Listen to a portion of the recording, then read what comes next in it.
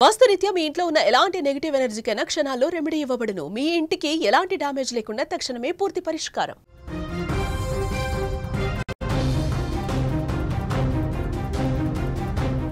హైదరాబాద్లోని నాంపల్లి సిబిఐ కోర్టులో ఓ ఆసక్తికర పరిణామం చోటు చేసుకుంది.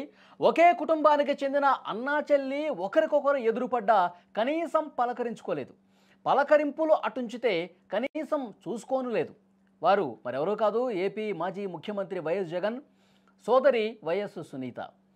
వైఎస్ వివేకానందరెడ్డి హత్య కేసుకు సంబంధించి ఆయన కుమార్తె సునీత అక్రమాస్తుల కేసు విచారణ నిమిత్తం వైసీపీ అధినేత ఒకే సమయంలో కోర్టుకు హాజరయ్యారు. అయితే కోర్టు ప్రాంగణంలో ఎదురుపడినప్పటికీ కూడా జగన్ తన సోదరి సునీతను పలకరించకుండానే వెళ్ళిపోవటం గమనార్హం. ఇక్కడ సునీత వైఎస్ వివేక హత్య కేసుకు సంబంధించి సిబిఐ దర్యాప్తు కొనసాగుతున్నటువంటి నేపథ్యంలో దర్యాప్తును ఇంకా వేగంగా ముందుకు తీసుకుపోవాలి అన్న దర్యాప్తుకు సంబంధించి ఆ పిటిషన్ మీద వాదనల కోసం వచ్చారు సునీత. అదే సమయంలో ఈరోజు అక్రమాస్తుల కేసు విచారణలో భాగంగా వైఎస్ జగన్మోహన్ రెడ్డి కూడా అక్కడికి చేరుకున్నారు. ఈ క్రమంలో కోర్టులో సునీతను చూసినప్పటికీ జగన్ ఆమెతో కనీసం ఒక్క మాట కూడా మాట్లాడకుండా పలకరించకుండా ముందుకు అలానే సాగిపోయారు. ఒకే కుటుంబానికి చెందిన కీలకమైనటువంటి వ్యక్తులు కావటం, వేరువేరు కేసుల నిమిత్తం రావటం, కోర్టుకు రావటం, ఎదురుపడటం, కనీసం పలకరించకపోవటం అక్కడ ఉన్న వాళ్ళని ఆశ్చర్యపరిచిందని చెప్పాలి.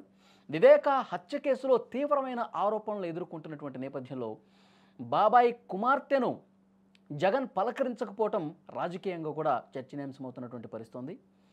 6 సంవత్సరాల తర్వాత వైఎస్ జగన్మోహన్ రెడ్డి కూడా అక్రమాస్తుల కేసులో మొదటిసారిగా ప్రత్యక్షంగా ఆయన సిబిఐ కోర్టుకు వచ్చినటువంటి పరిస్థితి ఉంది. ఎందుకంటే 2013 సెప్టెంబర్లో బెయిల్ వచ్చింది. బెయిల్ వచ్చి కూడా ఒక 12 సంవత్సరాలు అవుతుంది. ఆయన ప్రత్యక్షంగా కోర్టుకు హాజరై 6 సంవత్సరాలు అవుతుంది. సిబిఐ కోర్టు తీవ్రంగా స్పందించింది గతంలోనే. మీరు ఐరోపా పర్యటన ముగించుకున్న తర్వాత ప్రత్యక్షంగా హాజరు కావాల్సిందని చెప్పారు.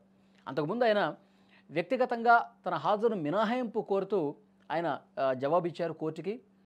లేదు, మీరు రావాల్సిందే అని చెప్పడంతో గురువారం రోజు ఆయన వాళ్ళ కోర్టుకి రాక తప్పని పరిస్థితి కనిపిస్తుంది. అక్రమాస్తుల కేసుకు సంబంధించి రోజువారీ విచారణ జరుగుతున్న నేపథ్యంలో ప్రతి వారం కూడా ఆయన ప్రత్యక్షంగా కోర్టుకి హాజరు కావాల్సిందే అని సిబిఐ కూడా వాదనలు వినిపిస్తోంది.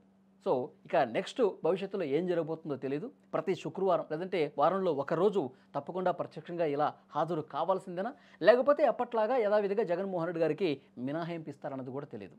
మరోవైపు వివేక హత్య కేసుకు సంబంధించి సిబిఐ మరింత వేగంగా ముందుకు తీసుకెళ్లాలి ఈ కేసుని.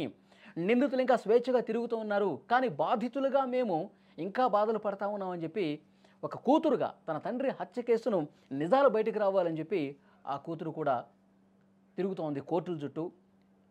కాళ్ళకి వేసుకున్నటువంటి చెప్పులు అరిగే విధంగా ఆమె చాలా సీరియస్గా ప్రయత్నాలు చేస్తూ ఉంది. కోర్టులను కలుస్తుంది, లాయర్లను కలుస్తున్నారు.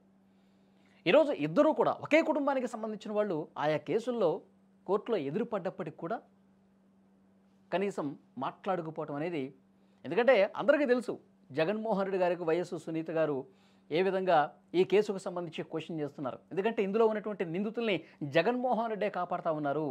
వివేక హత్య కేసుకు సంబంధించి చాలా విషయాలు జగన్మోహన్ రెడ్డికి తెలుసు, హత్య కాకముందు కూడా విషయాలు కొన్ని తెలుసు అని ఆమె సీరియస్గానే ప్రశ్నిస్తున్నటువంటి పరిస్థితుంది.